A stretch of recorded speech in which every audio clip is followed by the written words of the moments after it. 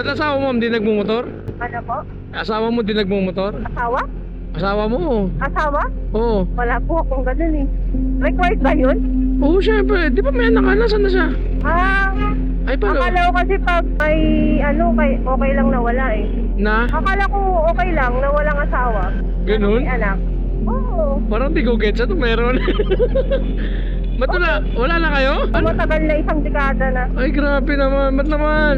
Hindi ko kailangan ng mga lalaking ano, sakit sa ulo. Grabe, kaya pala. I can manage myself. Charot. Bagay, kaya-kaya mo naman eh. Oo. Mga lalaki talaga, ma'am, no? Ilang taon na ang anak ko, 11 anyos na.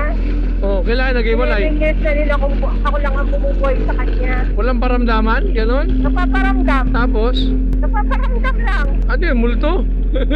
Minsan, kapag hihingian mo, Hindi siya kusang nagbibigay? di, Grabe naman. akala niya kasi marami akong pera eh. May pamilya na rin siya. Wala, girlfriend. Ayun lang. Sinubuhay niya yung girlfriend niya.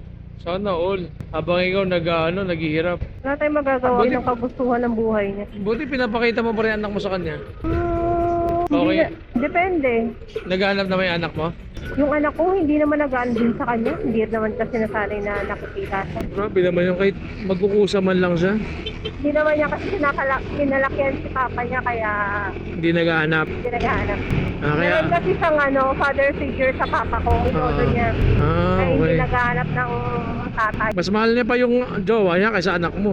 Kaya mo sa kung anong gusto niya mangyari sa buhay niya. Pogi siguro yun, no? Pogi ba? Siyempre, Ayun. naduwahin ko ba yun, hindi po? Ayun! Charot! Sabi sa'yo, huwag ka magmahal ng pogi. Bakit ibigin mo eh? Pag maganda ka, kailangan pogi din. Ganun ba yun?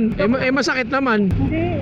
Ano hindi? Kaya lang naman kami naghiwalay doon kasi Kasi, bata pa kami, mga bata pa kami, mga isip bata pa kami. ba't ilan taon ka ba nag-asawa? Ay, 22. ang bata pa talaga. Ba't naman napag-isipan nyo? Ay, kalandian kasi, ay. Ba't na nababata nyo naman? Pero may may trabaho na ako nung nag-asawa ko. Saka matagal kami bago kami nagkaanak. Ano yun? Schoolmate mo? Gano'n? Hindi, nakita ko lang sa kung saan. Grabe. Tapos pinakilig na lang ako. Oo, paano ka ba pinakilig mo? In my heart, in my soul.